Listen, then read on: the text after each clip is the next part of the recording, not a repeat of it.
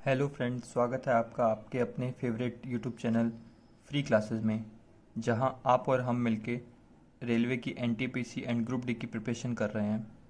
तो फ्रेंड्स, हम फिज़िक्स में हमने मोशन, फोर्स, ये दो टॉपिक ख़त्म कर लिया। अगर आपने ये वीडियो नहीं देखा है दोनों, तो इस डिस्क्रिप्शन बॉक्स में हमने इन दोनों का लिंक डाल रखा है, आप जाके देख लीजिए वो पहले। तो आज हम करने वाले हैं टॉपिक ग्रेविटेशन। ग्रेविटी, ये टर्म्स हमने बहुत बार सुना होगा, बट आइए जानते हैं ये टर्म्स का मतलब क्या है।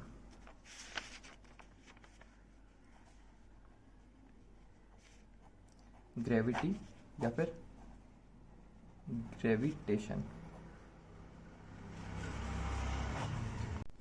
एक बार की बात है, सर आइजैक न्यूटन एक एप्पल के पेड़ के नीचे बैठे हुए थे। अचानक से एक एप्पल गिरा उनके सिर पे। तो उन्होंने सोचा, आखिर ये एप्पल नीचे की तरफ क्यों गिरा, क्या प्रिंसिपल है। तो उन्होंने इसके जानने की कोशिश की। तो उन्होंने प्रिंसिपल दिया कि ग्रेविटी वो फोर्स है जिसकी वजह से हमारा एप्पल ज़मीन की तरफ गिरा, या हम ज़मीन की तरफ अट्रैक्ट होते हैं, अर्थ की तरफ अट्रैक्ट होते हैं। कोई भी चीज़ हमारा स्टेबल रहता है अर्थ की तरफ अट्रैक्ट होके। उन्होंने ये बताया कि ग्रेविटी जो है, किसी भी दो पार्टिकल जिसका मास कुछ हो, उनके बीच में लगने वाला फोर्स होता है ग्रेविटी। चाहे वो मास छोटा हो बड़ा हो, यूनिवर्स में कोई भी मास होता है वो एक दूसरे को अट्रैक्ट करते हैं। जैसे मानिए ये m1 मास है, ये m2 मास है, तो इनके बीच में ग्रेविटेशनल फोर्स वर्क करेगा। तो क्या होता है आइए जानते हैं। मानिए इसके डिस्टेंस बीच में r है, तो ग्रेविटी फोर्स बोलते हैं F जो होता है, F is directly proportional to product of masses m1 into m2. F is inversely proportional to distance between square of distance between them. यानी क्या मतलब है कि जो फोर्स होगा था, ग्रेविटी फोर्स जो होगा, वो दोनों के मास का प्रोडक्ट के डायरेक्टली प्रोपोर्शनल होगा। यानी जितना ज़्यादा मास होगा दोनों के बीच में, उतना ज़्यादा ग्रेविटी फोर्स होगा। वो इन्वर्सली प्रोपोर्शनल होगा दोनों के रेडियस के स्क्वायर का। मतलब कितना डिस्टेंस है उनके बीच का, उसके स्क्वायर का वो इन्वर्सली प्रोपोर्शनल होगा। यानी जितना ज़्यादा रेडियस उतना कम फोर्स।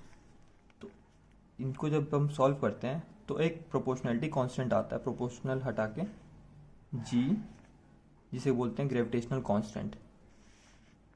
तो और ये आ गया m1 m2 by R square. यानी ये हमारा फोर्स का फॉर्मूला हो गया, ग्रेविटी फोर्स का फॉर्मूला। जी की वैल्यू होती है हम लोग की 6.67 इंटू में 10 की पावर -11। अब देखिए यूनिट क्या होगा। फोर्स की यूनिट होती है न्यूटन। ये रेडियस स्क्वायर है, रेडियस स्क्वायर का यूनिट हो गया मीटर स्क्वायर, सॉरी न्यूटन है, अपॉन में m1 m2 यानी किलोग्राम स्क्वायर।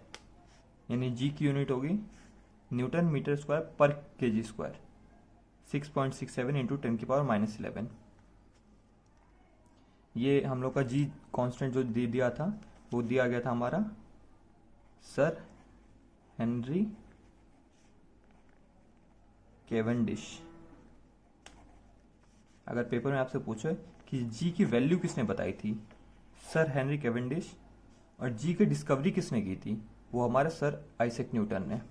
जी जो हमारा यूनिवर्सल कांस्टेंट, यानी इसकी वैल्यू यूनिवर्स में कहीं पे भी सेम होगी। यानी यूनिवर्स में कोई भी दो बॉडी है, इनके बीच में जो जी होगा हमेशा कांस्टेंट रहेगा, सेम रहेगा। ठीक है, m1 m2। बट यूनिवर्स में दो बॉडी, जो फोर्स होगा हम लोग का हमेशा डिफरेंट होगा, क्योंकि फोर्स किस पे डिपेंड कर रहा है, मास पे और रेडियस पे। तो फोर्स की वैल्यू हमेशा डिफरेंट हो सकती है। जैसे अर्थ के लिए अलग होगी, मून के लिए अलग होगी, और दूसरे हेवनली बॉडीज के लिए अलग होगी। तो आइए देखते हैं। देखिए फोर्स क्या है। फोर्स को हम क्या लिखते हैं, F equal to ma mass into acceleration. तो अगर ग्रेविटी के टर्म्स में लिखें तो F इक्वल टू mg। अगर मैं मानता हूं इन दोनों के बीच का फोर्स निकाल रहा हूं, तो m1, अगर मैं इस छोटे इसका मान रहा हूं, इसके ऊपर फोर्स निकाल रहा हूं, इसके ऊपर कितना फोर्स लग रहा है, तो m1g। अब मैं देखता हूं कि ग्रेविटी फोर्स कितना होता है, F equal to g m1 m2 by R square. तो अब दोनों को इक्वल करते हैं, हम निकालते हैं कि कितना ग्रेविटी लग रहा है m2 की वजह से। m1g is equal to G m1 m2 by में आर स्क्वायर। यहाँ से m1 कैंसिल, यानी जो ग्रेविटी फोर्स आ गई, ग्रेविटी एक्सेलरेशन, जो ग्रेविटी यहाँ पे हम एक्सेलरेशन है, देखें यहाँ पे एक्सेलरेशन निकालते जो gravity acceleration due to gravity, वो जी एम बाय में आर स्क्वायर। एम जो होगा जो हमारा सेकेंड बॉडी है जिसकी वजह से एक्सेलरेशन लग रहा है। अब देखते हैं एक्सेलरेशन ड्यू टू ग्रेविटी अर्थ के लिए कितना होता है। एक्सेलरेशन ड्यू टू ग्रेविटी अर्थ के लिए, देखिए अर्थ का जो मास होता है एम वो होता है 5.97 इंटू 10⁻24 kg। अर्थ का रेडियस होता है 6.37 इंटू 10⁻6 मीटर, ठीक है। और जी हमको पता ही है, universal gravity constant 6.67 into 10⁻11 newton metre square पर केजी स्क्वायर, ठीक है। अब देखिए ये अर्थ है, सेंटर, इसका कुछ रेडियस है आर, इसका कुछ मास है। अब एक ऑब्जेक्ट यहाँ पे रखा हुआ अर्थ के सरफेस पे, तो इसके सेंटर से इसके सेंटर तक हम लेके चलते हैं, बट अर्थ ये बॉल इतना छोटा है या फिर ऑब्जेक्ट इतना छोटा है तो इसका रेडियस नेग्लिजिबल मानते हैं। तो मानते हैं इसके सेंटर से इसके सेंटर का डिस्टेंस है जो अर्थ के रेडियस के बराबर है, इसका मास ये है। तो अब हम निकालते हैं कि अर्थ इस ऑब्जेक्ट पे कितना फोर्स लगाएगा या फिर इसकी वजह से कितना एक्सीलरेशन प्रोड्यूस करेगा। सॉरी फ्रेंड्स, वो बैकग्राउंड नॉइस के लिए थोड़ा कोऑपरेट करिएगा। देखिए अर्थ जो है इस पे कितना एक्सीलरेशन प्रोड्यूस करेगा। अभी हमने देखा जो जी होगा वो होगा जी एम बाय आर, यानी ये mass of earth, radius of earth, और जी ग्रेविटेशनल कांस्टेंट। तो अब इसको जब पुट करते हैं वैल्यू, हमने 6.67 इंटू 10⁻11 इंटू 5.97 इंटू 10⁻24 अपॉन में 6.37 इंटू 10⁻6 का होल स्क्वायर। तो जब हम इसको सॉल्व करते हैं ये आता है 9.81 मीटर पर सेकेंड स्क्वायर। ये एक्सीलरेशन है, तो एक्सीलरेशन की यूनिट होती है मीटर पर सेकेंड स्क्वायर। तो इस एक्सीलरेशन से ये अर्थ इस ऑब्जेक्ट को पुल करेगा।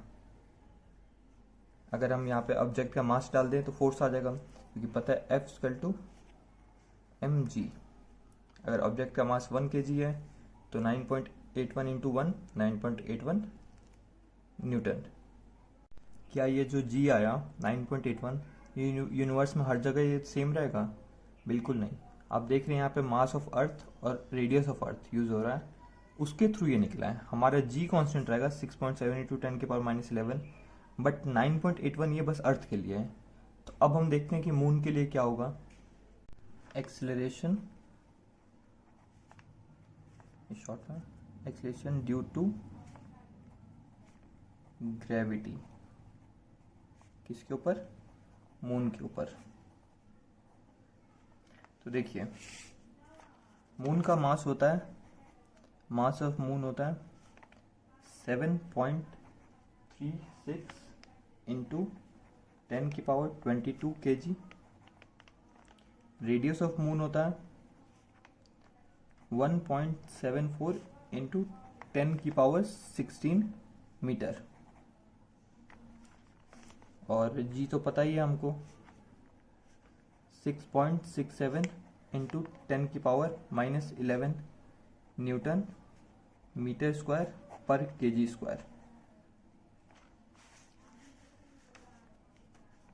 तो अब निकालते हैं g मून के लिए,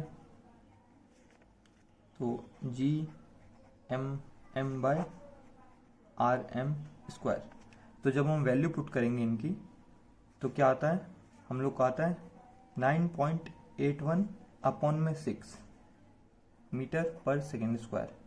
यानी जो ग्रेविटी ऑन मून है ये क्या है 9.81, देखिए तो ग्रेविटी ऑफ अर्थ है, ग्रेविटी ऑफ अर्थ है, divide by 6 gravity of moon हो गया। यानी ग्रेविटी ऑफ जो मून है equal to gravity of earth divide by में 6। यानी इसका मतलब क्या है, अगर मानिए आपका मास 10 kg है, अगर आपका मास 10 kg है, 10 kg है, तो अर्थ पे आपका वेट कितना हो जाएगा, कितना फोर्स हो जाएगा आपका अर्थ पे, 10 इंटू 9.81 यानी 98.1 के न्यूटन। इतना फोर्स अर्थ पे एग्जर्ट करेंगे और ये अर्थ पे होगा। और मून पे कितना करेंगे, एफ ऑन मून इसका टू 10 इंटू 9.81 डिवाइड बाई 6। तो आप देख सकते हैं जितना अर्थ पे होगा उसका डिवाइड बाय 6 कर देंगे तो आप मून पे उतना वेट आपका होगा। तो आपको समझ आ गया होगा कि फोर्स हर जगह डिफरेंट होगा, हाँ बस ग्रेविटी कांस्टेंट जो है वो सेम होगा यूनिवर्स में। जो ग्रेविटी कांस्टेंट है वो यूनिवर्स में हर जगह सेम होगा और फोर्स हर जगह के लिए डिफरेंट होगा न्यूटन में। तो फ्रेंड्स आज के लिए हम इतना ही रखते हैं, कल आपको इसके आगे का कंटिन्यू करेंगे जिसमें एस्केप वेलोसिटी, ऑर्बिटल वेलोसिटी ये पढ़ाएंगे। तो आपको ये सेशन कैसा लगा, प्लीज़ इस वीडियो को लाइक करिए, शेयर करिए और हमारे चैनल को सब्सक्राइब करना ना भूलें।